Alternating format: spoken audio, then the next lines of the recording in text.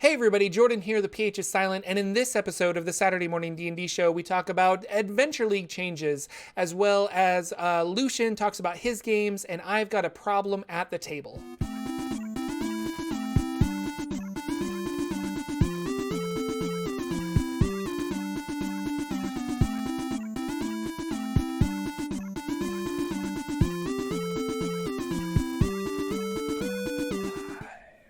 Hello, ladies and gentlemen. Welcome to the Saturday Morning D&D Show. My name is Jordan, with a silent PH in the middle, and I am joined always by my wonderful co-host, Sir Lucien, over there at Sir Lucien Gaming. Say hello, sir. Hello, everybody. Welcome to the show. Can't wait to get going. It's going to be big. And may I just say, may the 4th be with you. Yes, may the 4th be with you. And with you. Because it is May the 4th, it's unofficial Star Wars Day, or it's slowly becoming official Star Wars Day, I think. And I saw some people running some Star Wars games on YouTube and Twitch this morning, so that's exciting.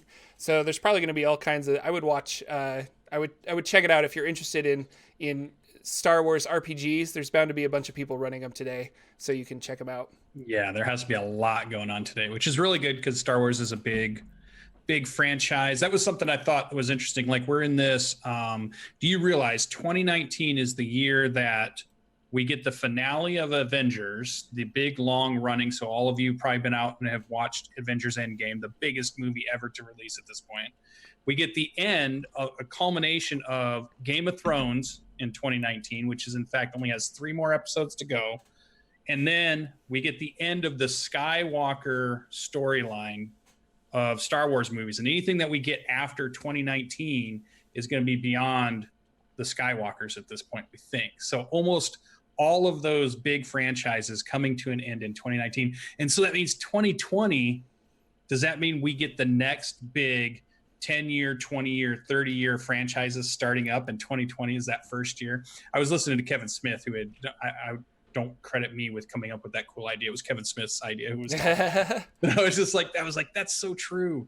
What are we going to get in 2020 that's going to start off the next big, huge franchise thing? I'd love to see like original content, because we had all those original stuff in the 80s that we're now like repackaging for today. And comics aren't really like that, I guess, because comics were a lot earlier than the 80s. But things like the Terminator, you know, and then it's like, oh, let's remake or let's make another Terminator. I want to see more like original stuff, which is why I'm trying to like support original stuff. But at the same time, it's really hard not to go to those Marvel movies and things like that. So who knows? The nostalgia train is strong, and we'll see what cool things happen in 2020. But for sure, there is a lot of stuff coming to closure at this point. There was one piece of bad news, and Gray Johnson just mentioned it in chat over there on YouTube, or we've got a bunch of people on Twitch, we've got a bunch of people on YouTube, which is really cool. But we did lose Peter Mayhew, and that's a big thing. That Chewbacca has been in many people's family as a beloved character, I think, for many years. Lots of kids grew up loving that type of character. Lots of us grew into adulthood loving that character. And imagine the character who didn't actually have words or lines, but was impactful in every single way through different type of intonations and then just facial expressions on a huge costume that they created, and what effect that had, you know, just from that character standpoint. So that was a really cool character. And, you know, I think as a lot of our childhood great movies and things that we are a part of, all those people that were a part of that have become older now and are in that phase, or I feel like I'm in that phase where all the things that I really loved in the 80s and the 90s, a lot of those people are starting to get to that point where we're going to hear a lot of these things. So it's kind of sad too, bittersweet that you still have those memories and those cool things, but these people move on. I mean, we lost Princess Leia, we lost, you know, Peter Mayhew at this point, Chewbacca. So, you know, it's just so crazy. So, but that's a good thing to point out. So, but Dungeons and Dragons. Yes, we are a Dungeons and Dragons talk show, so we should probably talk about Dungeons and Dragons. What is happening? Well, I guess a lot of stuff's happening. So last week, somebody was like, hey, you're going to talk about the Adventure League changes. And we were both like, Adventure League, what? So we didn't know that they existed. I've since read the article and I went to Reddit, and there was some really good discussion there about like the future of it. But it seems like what they're going to do is characters are now These are going to be the changes for Adventure League. Is characters are now going to be semi-locked into seasons. Go ahead, sir. But these are like the first announcement of them. We have not seen the official Correct. rules yet, and things could change at this point, especially with the uproar that's kind of going on, which we're about to talk about now. But yeah, this is what's rumored to be coming out from Chris Lindsay, who's kind of running the big thing, and this is what we've gathered together so far. So characters are going to be semi-locked into seasons. So it seems like all of this is to combat people collecting and hoarding magic items. So if you're going to play in, let's say, Tomb of Annihilation, then your character is locked into Tomb of Annihilation to get magic items only from Tomb of Annihilation. And so you can still purchase magic items with your like treasure points that you get, but there are certain magic items, like story magic items, that are in Tomb of Annihilation that can't leave Tomb of Annihilation and go to other things, is my understanding of it. So if I'm playing this, when Ghosts of Saltmarsh comes out, I can't use my Ring of Winter from Tomb of Annihilation in Ghosts of Saltmarsh. And it just kind of was trying to like balance the different adventures. So let's say I'm a dungeon master and I want to run Curse of Strahd, and somebody comes up and they're like, well, I have a level 5 character from Tomb of Annihilation. Can I play in your Curse of Strahd game? You can, but that character can't receive any magic items from Curse of Strahd.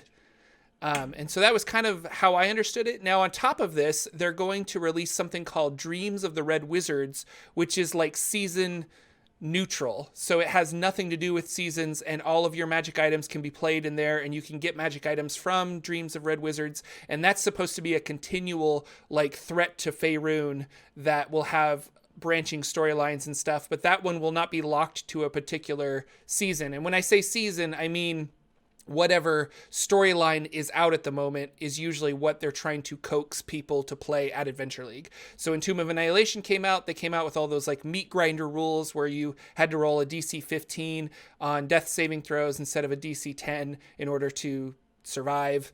And so that was part of that Tomb of Annihilation season. And they did the same thing when Tales of the Yawning Portal came out, and Curse of Strahd and Storm King's Thunder. They each had seasons. And I'm pretty sure it's just to combat those problem players, which I don't think there are a ton of them. But maybe it was a little unbalanced to have certain magic items and other things. Like I can't even think of the magic items from other adventures because it's been so long since I've read some of them. But well, the Ring of Winter is a good example, because that came from Storm King's Thunder. People are getting into Adventurers Leagues a lot. You went into Tomb of Annihilation, but the thing was you couldn't bring Ring of Winter into Tomb of Annihilation. You couldn't bring it into Season 8, and you couldn't move certain things from Season 7 to Season 8 when they made those changes too. So I wonder too that there always was like a set of, you couldn't bring, if you got Razor out of Tales from a Yawning Portal somehow, you couldn't bring that into your Adventure League stuff moving forward, because they'd say these items are not this season legal. So you got you were able to purchase something else from the list that they had created as hey, you can't have this, but you can have this. Right. So I think right now the discussion, and I think like what your notes show too, because when we went out and looked for this, the discussions around players talking about what's going to happen to their characters and their magic items, and that comes from a very player-centric point. But when I read the Dragon Plus article that he wrote, the thing that stood out to me about the change, the seasonality change, is they wanted to offer seasons where you could have different characterization options when you create your characters. So the idea of maybe only certain races are available in this season, and here's the rules on how you're going to create those characters and what's going to happen with those. But that might not line up when we move to Season 10, because that could change and it could be a different set. So all of a sudden you have a very different feel for the types of characters you're creating in these different seasons, instead of trying to create rules so one character goes from Season 1 all the way to Season 9. And I think they were trying to move away from that, or allow themselves more options, like you said, meat grinder rules for this season, but then that's gone for the next season. But we bring in something different for that. So these different sets, and they wanted to encourage you to have a new character moving forward in those seasons, is what kind of it came out of the article. And that's true. People focused on what's going to happen to my magic items and the characters I have now. And we weren't really talking so much about what's the new season going to be like and what's my new character that I'm going to create going to be like. And it was kind of encouraging people to try new characters, I think, because people get so tied with like, well, I just want to buff up this one character. And originally it was really difficult, I feel, to get from 1 to 20, but then they made those changes in season 8 or 9, I forget which one it was, where and I haven't played Adventure League since they've made these changes, but they made leveling a lot easier, to the point where I think you were saying in your Tomb of Annihilation game before it ended, Lucien, is that you guys were leveling too fast for the adventure based on the new stuff. So this is also, you're right, it's a way of encouraging players to play more characters, or maybe like, oh, well, I got this guy to level 10, but we're going to start a new season. I might as well just start a new character and like just try out new stuff as well. So, but again, I'm not, like, I feel like Reddit really felt that they were trying to solve this magic item problem. And it was subtle in the Dragon Plus article. They were really focused on like, have the fun with the new characters, but there has to be an underlying hint of like, or an underlying problem that they were trying to solve with this, I feel. Mm-hmm. Again, I don't know what, I didn't really experience these problems. Like, people were very, I don't know, open about swapping magic items or not having them for a specific adventure, but maybe these are more for convention rules, because I know people will take their broken character from their home, like, we're playing with Adventure League rules in my home, and I can take that character to a convention, and then all of a sudden I have all these things that I shouldn't have or something. But there's also going to be CCC, which is community created content that you can acquire magic items from, and that will also be for any seasoned character can play in community created content and acquire magic items that way as well. So it really is specific to these like written seasoned adventures that they want to make sure that those items stick with those adventures, I guess. So. Yeah, and it even says in the article, while you can certainly play that character in an adventure from an older season, the character may not gain access to story rewards or magic item unlocks from those earlier seasons. So you can go back and play, but you can't bring forward any of the story rewards or magic items that you unlocked in that season. The character can continue to play, can continue to have story, can continue to level up and gain experience and gold and stuff. It's just they're locking down the story rewards and the magic items thus far from what we're seeing from the article, which so it's, and like you said, the CCCs are the epics. They want to do more epics, which are these big things that happen at conventions or special events. Those are all Adventure League. There's going to have one. The first one's going to be happening in the Descent, I think, is the first, I believe, season 9 epic. So I think that's when it's going to kick off even for. So we're going to have to see the rules pretty soon, because the Descent's coming up pretty soon. And it'll probably be around that time that they have that. So, and speaking of the Descent is happening. I know a couple people that are going, which I'm really jealous of, and they're going to have tons of fun and be my eyes and ears on the floor. Nice. Hopefully they'll send me text messages. Fans, or do you mean like contributors that are going, influencers that you know? Well, so I have a patron that's going, and then I know Ted from Nerd Immersion who's going. Ted, that's good. Ted, and we know Jim and Pruitt's going to be Jim there. and Pruitt are going, and so. But people, I guess mostly my patron. I'm just like, you have to like send me messages and tell me everything you see, and he's like, okay. But that'll be really exciting. So. And the big thing that I thought was really cool there was I'm really surprised too that wouldn't it have been cool had they announced a big tie-in with the Game of Thrones, because the thing that Greg Tito keeps mentioning at the end of D&D News when they're talking about the Descent is that the finale of the Descent on Twitch is the exact same time as the finale for Games of Thrones, and he keeps saying it like, I hope you guys watch our show, but I realize there's this other big mega franchise that's about to end on that night, and so it's just like that weird timing thing. But I'm just like, wow, isn't that a missed opportunity we're seeing so many other campaign settings or other games coming into worlds being kind of D&D-ified, right? Because somehow there's, we're seeing Acquisitions Incorporated is getting theirs. We're seeing Magic the Gathering has been brought over. We've seen tie-ins to Stranger Things. We've seen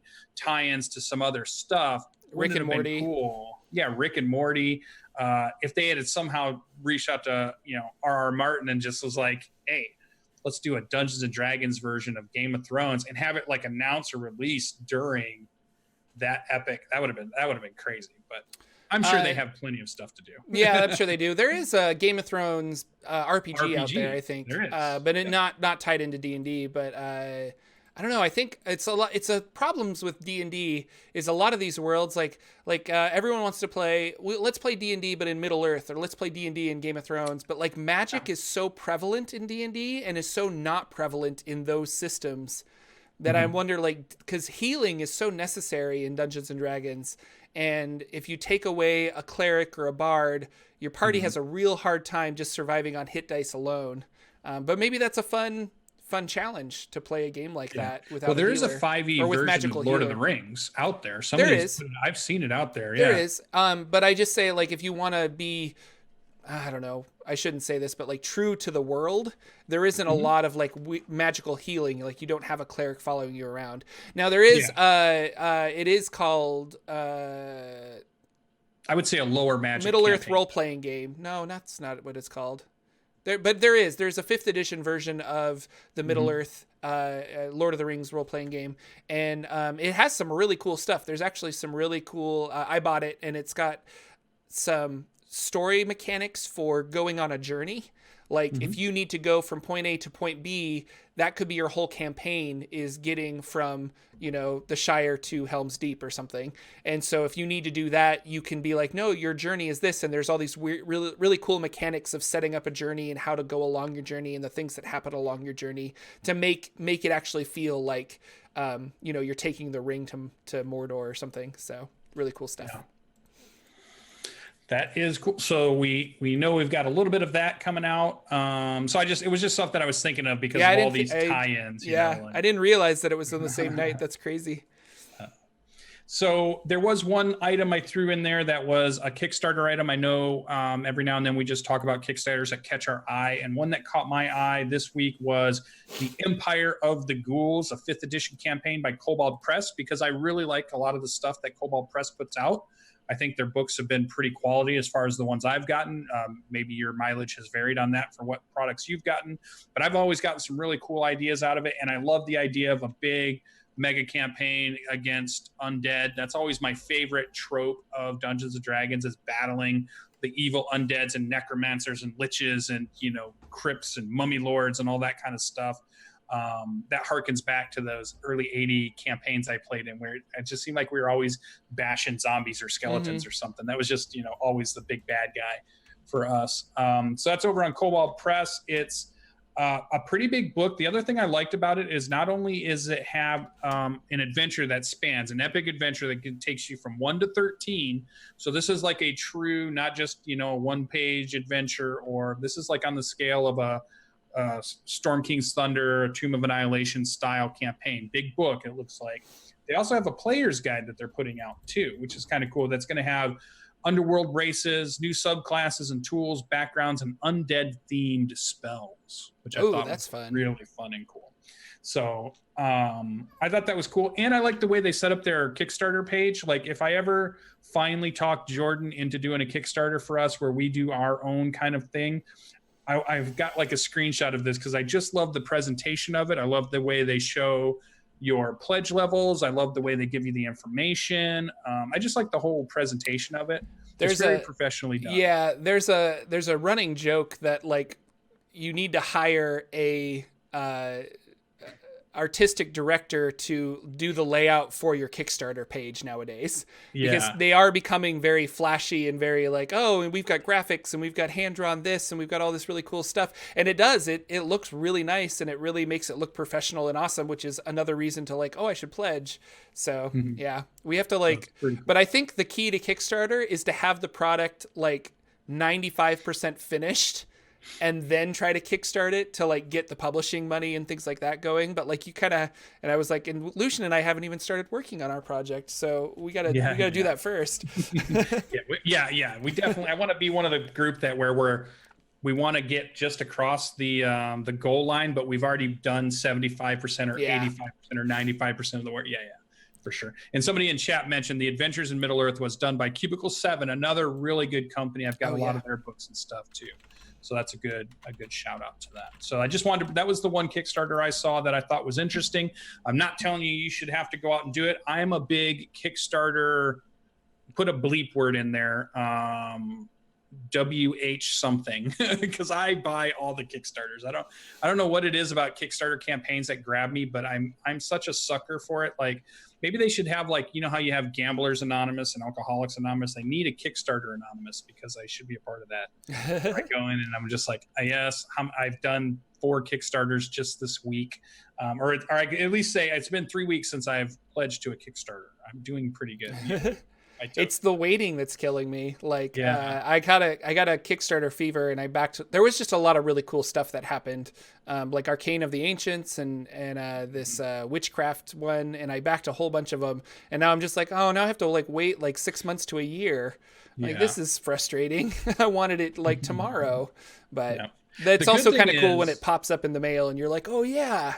Yeah. I think the good thing is the completion rate of most of these are in the high 80s or 90s, because this used to be you're not sure if you're going to get what because this was like you're donating money to somebody to do a project that might not happen, right? Yeah. That was the whole deal. But it feels like these days you are getting your books. It may take a little longer than maybe they said. Sometimes it doesn't. But at least in these style, they've been getting them out. I haven't had one fail from a TTRPG standpoint. I've only had one other one that was a video game that was going to be kickstarted, but they never actually released it. So that was the only one that I paid like $40 for and never saw anything from it. But that's okay. You know, that's what it's supposed to be. You're supposed to be trying to help somebody who is doing this basically out of their pocket, but they're trying to get some help to do it. It's an idea. Maybe it works, maybe it doesn't. And you've got to be, okay with that risk and reward. So. Mm-hmm. So other than that, I also noticed a new mobile game that they talked about in the D&D show. Greg Tito talked about it this last week, called Warriors of Waterdeep for your mobile devices. So there you go. I think you can pre-register right now. They didn't say exactly when it was going to be out, though they might have updated the page since I was there. And it looks like a strategy game that you play on your phone. It seemed he called it action RPG, but it felt more like a turn-based from the screenshots that I saw of it. So we're going to see a little bit of that. But that also reminded me that this week, if any of you play Idle Champions of the Forgotten Realms, which is on Steam, and you can play it on a lot of different platforms, I believe, Spurt is the character you can get this month or this week, or however long they run this event. So that was Chris Perkins' character that played in, this is interesting to me, played in Matt Mercer's campaign, which is not a Forgotten Realms campaign. Yeah, but it was a character. But they put the character in. So yeah, I was wondering about that. Are we going to see non-Forgotten Realms, or was just this? I think it was a community demand, because everybody loved the character Spurt, who lasted maybe all of an hour in that game before, spoilers, before something happened and Chris grabbed his sheets and walked off, which was super funny. I think people love that so much. So you can actually have Spurt. I went and unlocked it. I played last night. Spurt is in my lineup of Idle Champions. So if you've missed that, definitely go and check that out. That's a really fun game. It was a really fun episode. I just listened to it a couple days ago, and I was like, what is happening? It was good. The craziness. The other thing they mentioned in that D&D news, if you missed it, Amazon, they've created a consolidated D&D page on Amazon. So if you're going to get all of your Amazon stuff, now I know Jordan gets a lot of his books from Amazon a lot of times. I like to buy mine from the brick and mortars. Lots of you get them wherever you can, but they do have a www.amazon.com/DND. So the letter N, not the ampersand. And you can go there, and they now have a nice consolidated area for you to get all of your Dungeons and Dragons needs from I believe it's all the Wizards of the Coast stuff. It's not necessarily everything Dungeons and Dragons related, but maybe it is. Maybe there's people selling T-shirts, and maybe there's like there's apparel. Yeah. There's books like fiction and nonfiction. There's various like D&D or Wizards of the Coast board games. Like there's Ravnica dice I'm seeing here. Like adventure grids if you wanted that kind of thing. So Dragon Heist dice, really good sheets. for the new people. Like all of us, we know how to find the things that we've been playing and wanting, but I think it's great with all the new player influx coming in that they'll find this now and they'll be able to get everything they need to really get going. Man, the Ravnica dice are only like $18. There you go. I do like Ravnica dice. And then I saw that Jordan was going to put a link in there for us, so he'll probably post that in the chats.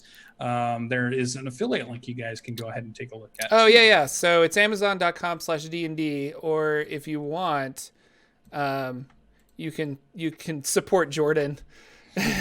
support the show by using an affiliate I support link. Jordan. I'll use it.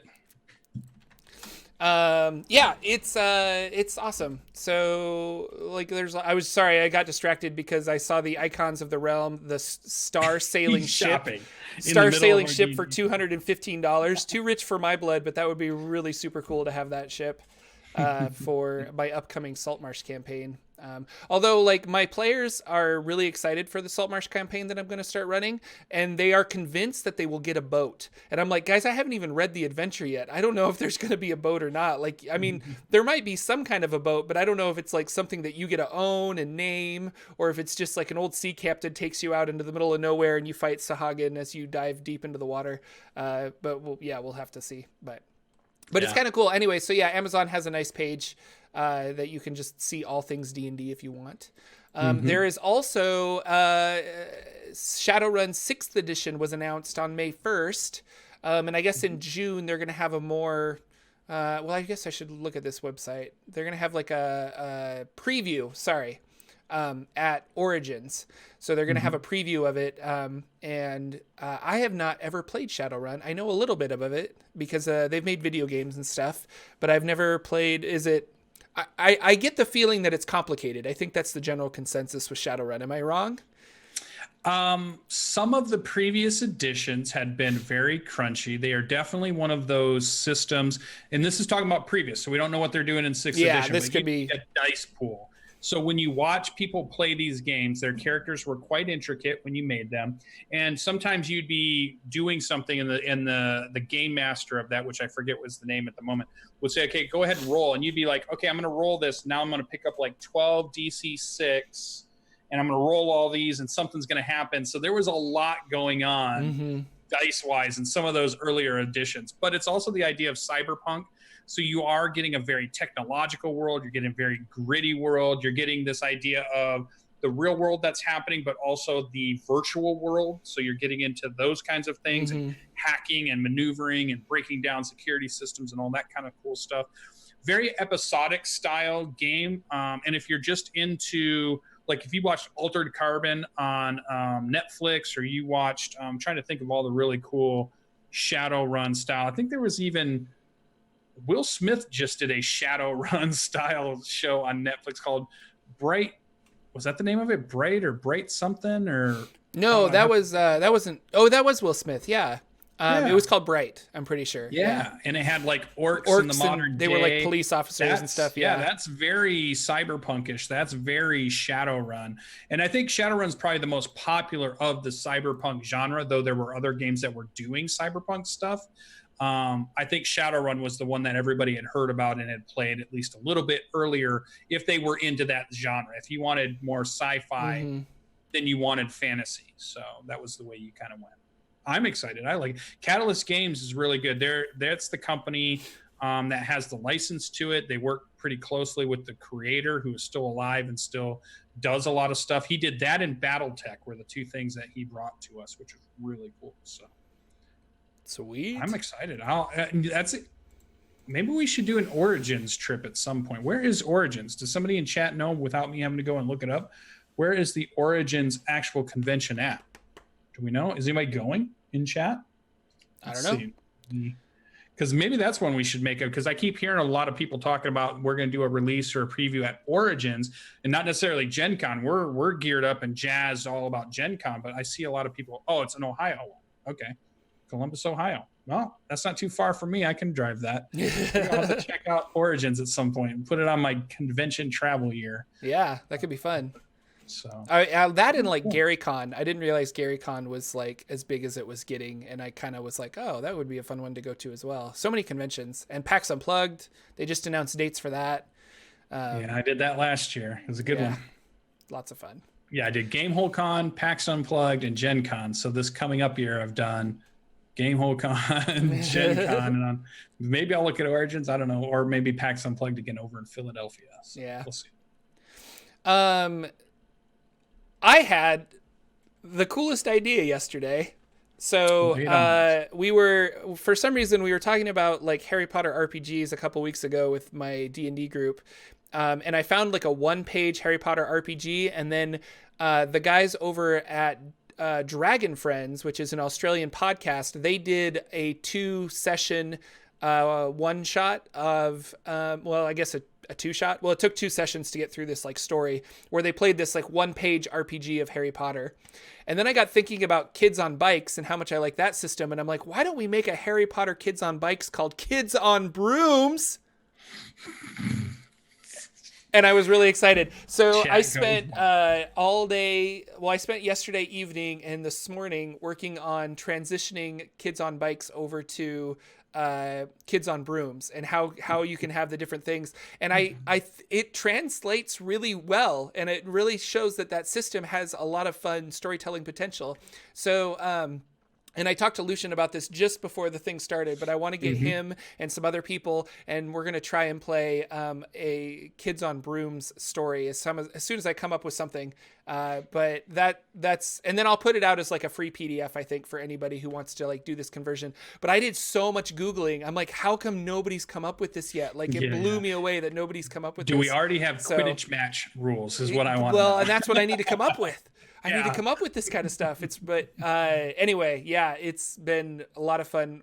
Just like, you get those projects where your creative juices just start going like crazy, and you're like, oh, I gotta like write this down. And that's exactly what happened. And I got really excited. So I kind of put all of my other stuff on hold and started doing that, which is not smart because I have a lot of videos to make and a lot of research to do. But I got really excited for this. So anyway, keep your eyes out for Kids on Brooms, because I wanna make this happen. And I'm working on character sheets and all this other fun stuff, and we'll make that happen. But Lucien, you were traveling a whole bunch, but you still got some games in, I hear. What have you been hotel doing? Rooms. From hotel rooms? That's crazy.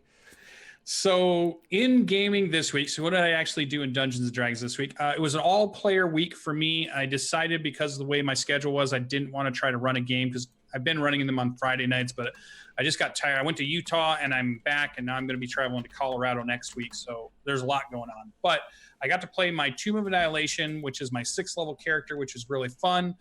No big spoilers there. I think most people have seen this or know that you're in the jungles of Cholt.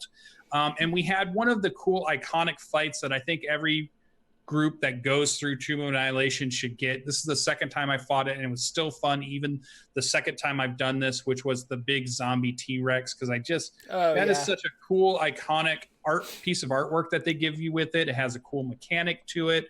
It's scary to think of a T-Rex anyways, and then just add the aspect that it's a zombie on top of that. That is just cool. And what's inspired me a lot at the moment is, just before I was playing that night, I watched a bunch of Walking Dead to get into the whole zombie vibe. I knew we were going to be attacked by zombies, and it was a big zombie horde that came after us. So it's super fun, and it just reminded me that GMs, if there was one thing I could take away from that I was going to put into my campaigns, is always remember to have an iconic big bad fight kind of thing every now and then. It doesn't have to be all of it. You can do lots of cool RP sessions. You can do lots of cool diving into backgrounds, mysteries, and solving puzzles and things. But the one thing that players talk about years from now is always going to be that big battle that they barely made it out of against this crazy thing that they were even shocked to think about. Whatever it was, just something that came out of nowhere. They had no idea it was going to be there and what it did. And that's the thing they remember the most. So, just putting those, you don't have to do a lot. Don't think every single session has to have that. But, every couple of sessions. I mean, I'm sure, Jordan, what are some of the big, like when your players, you have 12th level character players in your main campaign. Mm-hmm. What are the stories that you hear them talk about nowadays? What are the things they harken back to No, it from is that things campaign? like and it's not even like the bosses that they're like, "Oh yeah, we defeated that boss." It's usually like, "Remember when we fought a giant purple worm?" Or Hmm. one of our favorites was the Oozasis, which was an oasis that's actually a giant ooze.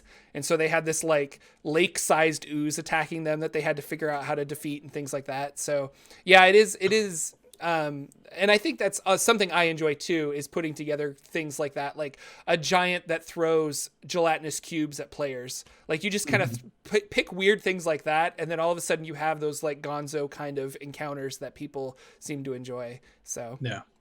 And that just helps them, and it cements those, and they'll probably be, even if the combat in at the moment seems long and drawn out, their memory of it isn't about what dice they rolled. Their memory about it is the way they pictured this battle unfolding. So like our characters were talking about, we had a campfire. We got surprised while one person was on watch, but that person rolled a really bad perception check, so they were right on us when it happened. So in my mind, I'm thinking about the jungle's quiet, my character's sleeping, I hear the snapping of the twigs, my eyes open, and it's this horde descending on our camp.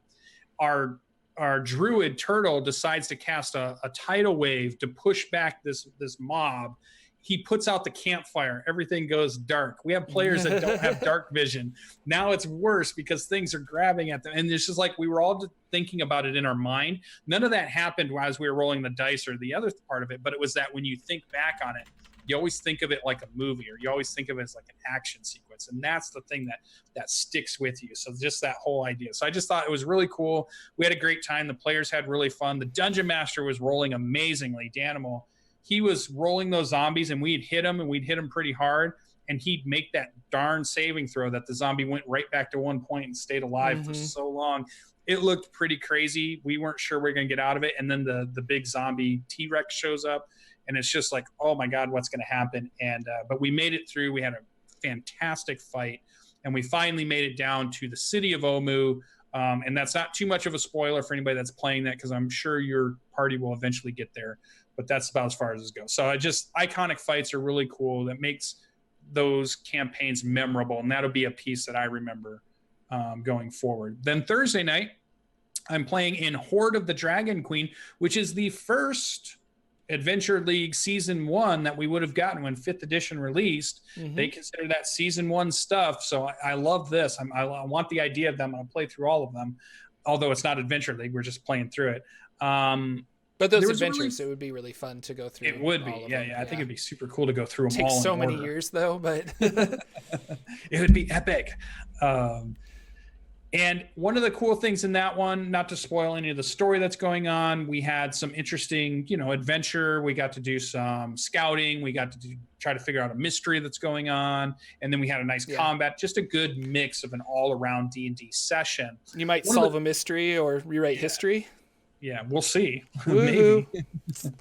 And one of our players, it was her birthday while we were playing the session. So, it was kind of a happy birthday. But our dungeon master, as a kind of a birthday gift, allowed that person to adopt a baby guard drake. These creatures that we've been fighting have these big, large guard drakes, which you can think of as, I don't know, something between the size of a dog and then the size of a horse, maybe like in the lion or tiger size.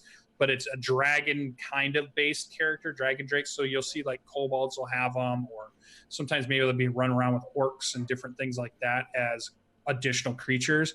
Well, we found a pen where they were training these things, and the dungeon master allowed that one of our players, the one that had the birthday, to imprint with one of these baby drakes, and now is going to allow them to raise it and have it as a pet. And it reminds me that there's one big thing of that whole session that I thought I want to put in our notes is dungeon masters, game masters of all the games and all the different stuff you're running. Don't forget that your players love having pets and companions and extra stuff that they can deal with in the game, and that anybody can have it. There is not just you have to be a ranger, they're the only ones that get a pet, or you have to be a druid so that you can use the spell to summon creatures and that's the only way. That's not true.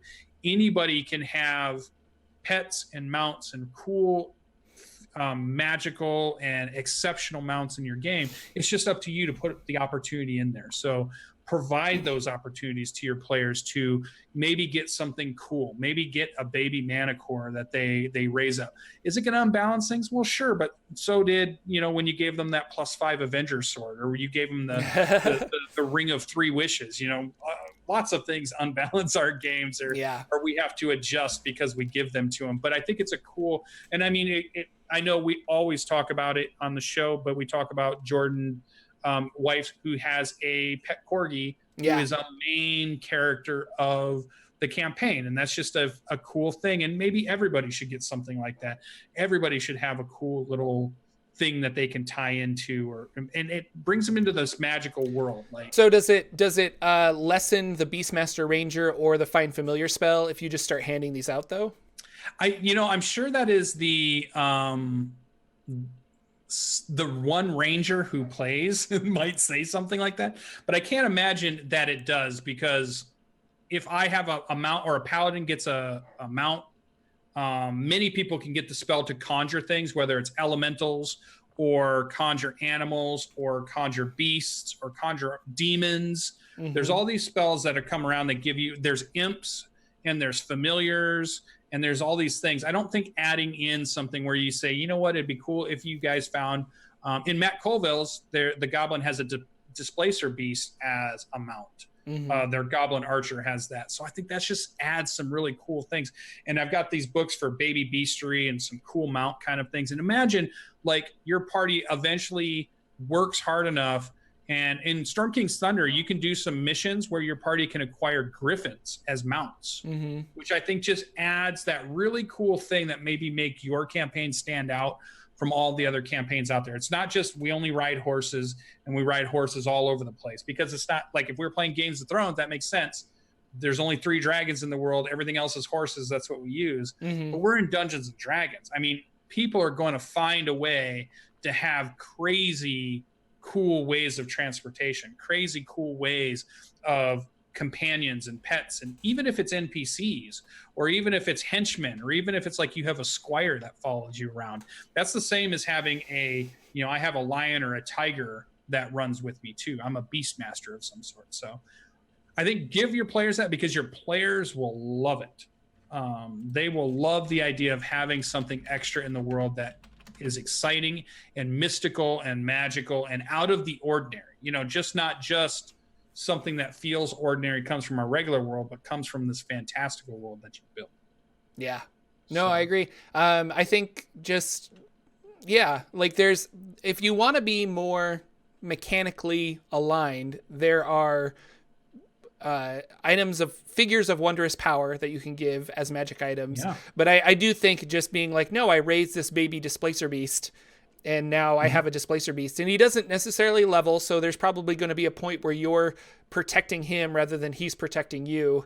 But I like that idea. I mean, it was one of the reasons I think Drist was such a cool character, is that he had his Panther familiar running around with him. So right. Yeah. So very cool. So that was what we did for this week, or I did for playing Dungeons and Dragons. So I've got a lot of Dungeons and Dragons 5e in this week, which was really cool. I can't wait till next week. I'll do the same thing.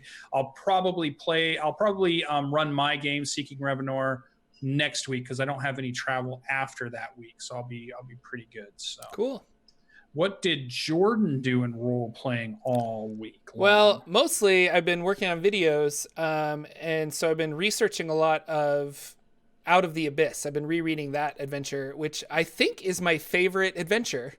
I haven't read Waterdeep and Dungeon of the Mad Mage, but I've read all the other adventures, and I think that Out of the Abyss is just my favorite. I love that they are lost in the Underdark, and I love that they have once they escape, it's like, well, now that you got out and you told us all of the stuff that's happening in the Underdark, we need you to go back in. And they're like, what? There's just so many cool things that I really enjoy about it. So I'm having fun writing that.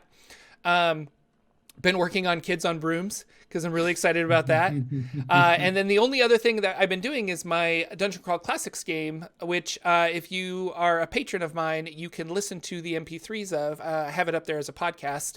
And we've been having a good time. We're playing through an adventure called The One That Watches From Below, and the cover is just a bunch of eyeballs. It's really cool. And my players are basically in a town. They're level 2, and they are they got wind that there's a bunch of money underneath this cave of secrets that they found. In the cave of secrets, you go to the cave of secrets, you give them 1,000 gold, you go into you fall asleep, and then in your dreams you'll get the answer to whatever question that you have posed. So it's this way of getting these magical answers. So they're curious about, like, well, where does all the gold go? If people give 1,000 gold a pop to this place, there must be like a whole bunch of money. So that was kind of their character hook to dive into exploring the cave of secrets. They get there, and this is kind of a touchy subject. I want to talk about one of my players is not having the most fun with the campaign. And I want to avoid, I'm going to say the word, but I want to avoid using the word problem player, because he's not a problem player. He's just not having fun. And I want to provide him the best experience as a dungeon master, as a judge for DCC, and I want him to have a good time. That's part of the whole reason we're playing these games together. I'm not trying to be combative or anything. But what happened is they're exploring this area. They end up finding a dwarf that has no eyeballs in his head. Instead, it's just smooth skin where his eyes are supposed to be. And he's alive, but he's very like unresponsive. And they're kind of like, well, that's weird. So that was clue number 1, that something might happen. Later on, they're trying to open a door, and there are these magical gems above the door. Well, I shouldn't have said that because I'm giving away the adventure. But anyway, long story short, they end up touching this. Our thief ends up touching these gems, and his eyeballs leave his body. So now he no longer is playing his thief character. He's now supposed to play a pair of eyeballs that can move around on the walls, the ceiling, the floor, underneath doors. The game uses this mechanic as a way to, or this module uses this mechanic as a way for the eyeballs to scout ahead, get a feel for what's going on, come back, and then try to relay that to the party with like yes or no questions, because they can't talk. They can blink once for yes or twice for no. There are some other creative ways that they can kind of communicate with the players if the player is creative. Well, sadly, after a couple sessions of being eyeballs, my player says, I don't want to be eyeballs anymore. And I'm like, okay, well, and I gave a spoiler. I was like, there is a way of becoming not eyeballs. You have to find it. And he's like, well, can you just hand wave it? Like, I just don't want to, like, just make my character come back. And he used the word that the eyeballs are anti-fun and he's not getting the DCC experience. And I think those are very legitimate things to say, because he's not able to play his fun thief character, and so he's not able to utilize his thief abilities. And he is feeling like he's not playing a Dungeon Crawl Classics character. So what would you do in this situation? I'll say this, like, I'm hesitant to hand wave it because I think that's kind of a cop-out fix. Like, you're not playing an RPG for me to say every time you die, we just say, oh, you didn't actually die. Or anytime you lose a limb, you say, well, you didn't actually lose a limb. Or anything else that might happen. You didn't actually lose your magic item when you threw it into that sphere of annihilation. You know, like your actions kind of have to have consequences. And I want him as a player to utilize the tools that he's been given, which are these eyeballs, to try to figure out a way of not becoming eyeballs anymore. How does he cure this affliction?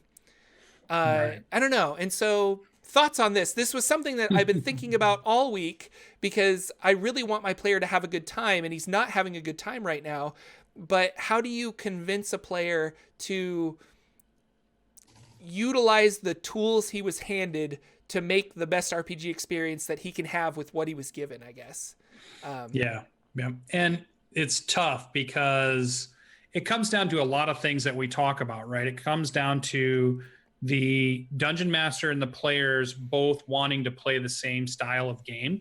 And this is a style that they've just bumped into and didn't realize what had happened. Like when you explain to like your new party and you say, hey, we're going to play this campaign and it's going to be gritty, or there's going to be consequences to actions.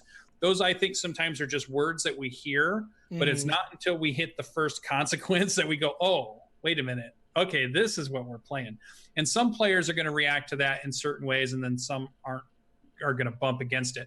And then we run into the idea of like, you want to keep the theme of the game, which is a more hardcore theme. It has more, there are consequences to your actions. If you do something dumb, you're going to get a really bad reaction to that. And not that he did anything dumb.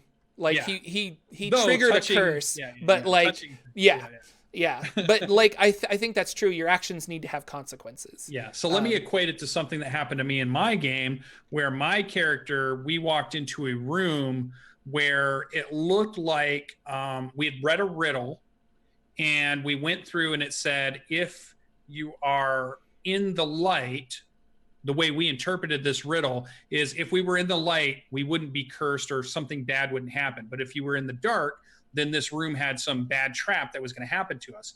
So we get to this room and we put the torches up on the walls thinking we've solved the problem. And I just think, well, okay, my character just goes over and grabs the thing, and I immediately turn to stone, realizing we did not solve the puzzle. Right. We thought we had it solved. And then it was like, oh, now what? My character is stone. And so for me, I had to sit back, because now, am I rolling a new character? Is my party going to be able to find a way to make me not stone? Am I alive? Am I dead? What is the repercussions of this? So there was a lot going on. And depending on how good natured your player is or not, you're going to get a different reaction. I like to role play, but other players want to play that character they built. Yeah. They have their mind set around, I am the cool thief of the party. But if I don't get to backstab, and I don't get to sneak and stealth, and I don't get to do this, I don't even get to talk, right? If I play that character correctly, I'm not even talking. We're miming things together with eye blinks and other things that we're doing with the way my eyes work. So to me, here would be my question for Jordan, the judge. How long would you expect your player to be eyeballs? How many sessions before you think it's too much? Ooh, that's a good question.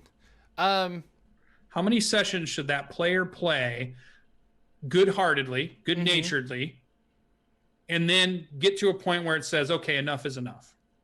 Well, considering we only have one session left of this game, and we've had 3 sessions, and he's been eyeballs for 1.5 sessions, I would say that like 2 to 3 sessions, I think you would have to be. I mean, here's the thing: is there's a way to solve the problem. Like going back to your petrification thing, there are ways to solve petrification, and if this was a longer running campaign, and now going back to eyeballs, if eyeballs was a longer running campaign, I would say, you know what? Roll up a new character. We'll find you hidden somewhere. So now you have your eyeballs and you have your new character. And then you guys can go on a like month-long journey to basically cure his eyeball problem. But they know that this is a module, and I've told them frankly that there is a way to solve it within this module. So I don't know. I want him to react and be like, oh, okay, cool. Like I should be more explorative, and I should like do this, and maybe I need to just leave the party alone, because if the party's not going to help me, I'm going to go find out how to be this by myself and go explore and do awesome stuff. But so I don't know, that doesn't really answer your question, but it's kind of a weird situation, because we are playing this module that's like 4 to 5 hours long, and we play in 2-hour increments. So literally the next session will be done. And the reason I ask it that way is because that's how I would have tackled, like you said, how would you do this as a judge? So Lucien as a judge, if it's short campaign, I know I'm only going to run 6 to 7, maybe 8 sessions. I want my player to have the majority of those sessions as their character. It's okay if one of them stumbles upon a curse for maybe 2 or 3-ish, but I don't want it to go much past that. To me, I probably change the curse to be something that lasts for 24 hours or lasts for a certain amount of time, even though I know there is a way to do it quicker. Maybe if they find a puzzle or they find a cure, or they and I think that is the puzzle, is figuring out the cure. Like that to me is the puzzle, and it's part of the adventure. Yeah. But I think because it's shorter, and I wouldn't want it to go past, like if I'm getting into session 4 and he's eyeballs, and that means 4 3-hour or 4-hour sessions, we're into 12 hours. I think we've ran the gamut of what that was supposed to do, right? We've got the full experience of it. I feel good about it. Maybe we can let that move on. But I understand not just hand waving something, or just like if it happens and then 20 minutes later he's like, hey Jordan, I'm not getting to be my paladin. I'm just floating around as a ghost. I can't interact with anything. Nobody can hear me. And it's only 20 minutes later. I'm not as sympathetic. But if we're like 2 to 3 episodes in, then my sympathy starts to move towards that player, because we do want them to have a good time. We want to introduce crazy mechanics that they have to deal with, and we hope that they embrace. But I've run up against puzzles that we couldn't solve. We had one in Tomb of Annihilation where we were just like with the DM, we just kind of put our hands up and we're like, we can't solve this. Maybe our characters are smart enough to solve it. Maybe there's something that we should be putting together. And to him, he felt like it was super obvious. It was like, why aren't you guys figuring this out? I've given you all the clues. And he would say them over and over. He'd be like, here's the clues, this, and this. And we were still like, dude, we don't get it. We're just not getting it. I'm sure when you tell us the answer, we'll be like, oh, that makes sense. But we're not getting it. And we're going to spend another 5 hours not getting it. So what do you want to do here? You know, so it's like, nobody's having fun. Like nobody's having fun, because we're not getting it. He's not able to give us any more clues. Where do we go? So it's a trap that all of us as dungeon masters and game masters will happen into. And just be careful, you know, and it'll happen. You'll probably do it wrong one way and you'll do it right another time that it happens, and you'll do it wrong again some other time. And who knows? It's just, there's no easy answer to it. But the idea is to remember the fundamental reason why we take time of our day to do this is to go play a game with our friends and have fun. So if we're playing games with our friends and we're having fun, I think that's the important thing. No, that's good said. It's well said.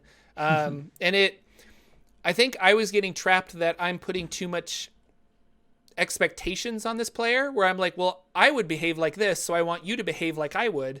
And I have to remember that he is a different person, and he's probably playing games for different reasons. And ultimately, I think what it really comes down to is DCC is not the system for him.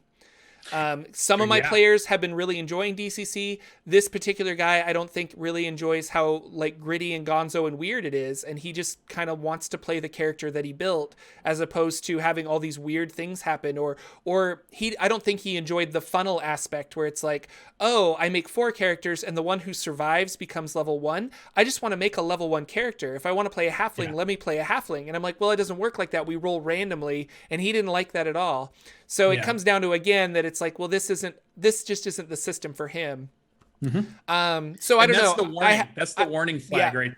And so the questions. I'm really sad that this eyeball thing happened to him, because it probably happened to the worst possible player. Or not the worst.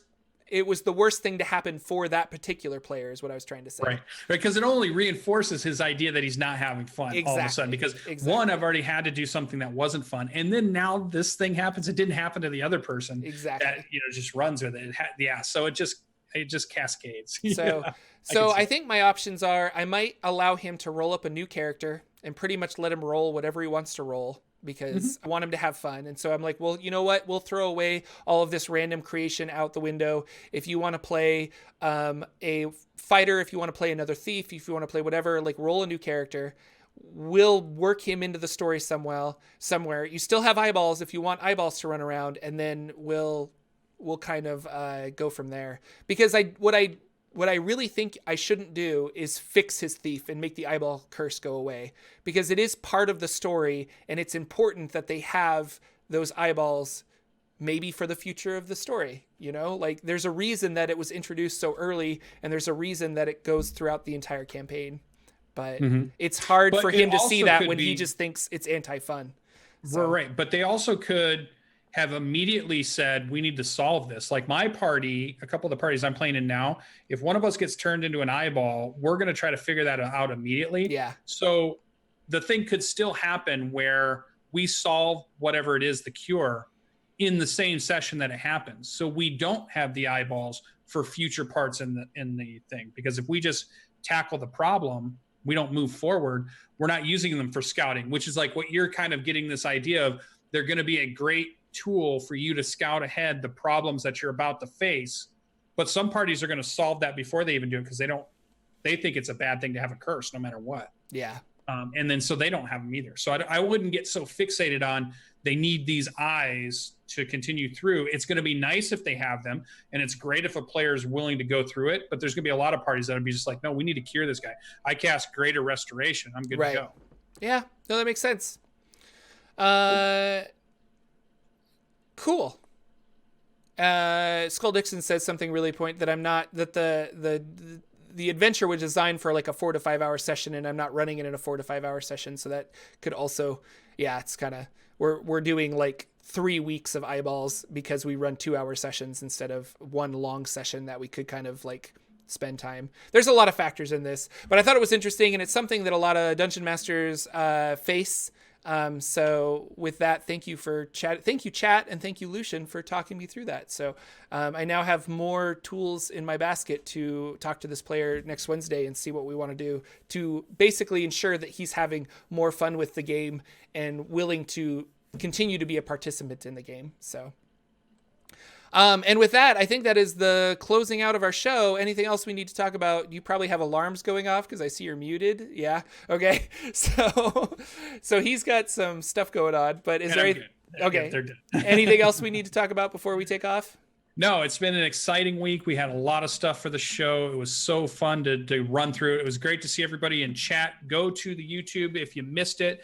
Definitely talk to us in the comments of those, or even on Twitter. Send us those messages about how do you handle these things? How do you deal with the things you come across?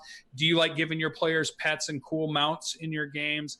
What are the Kickstarters that you're looking for and excited about? Send all that stuff to us because we want to keep the communication going. We want to keep the conversation going and the discussion going. And then we'll see all of you next week when we bring all the more information, more news, and more gaming goodness. Of the thrilling conclusion to Jordan's Dungeon Crawl Classics game. It'll be really interesting. Until then, guys, keep playing games. Have a good time.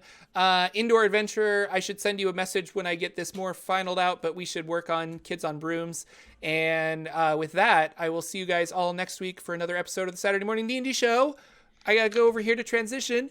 Transitioning. Bye, everybody. Bye.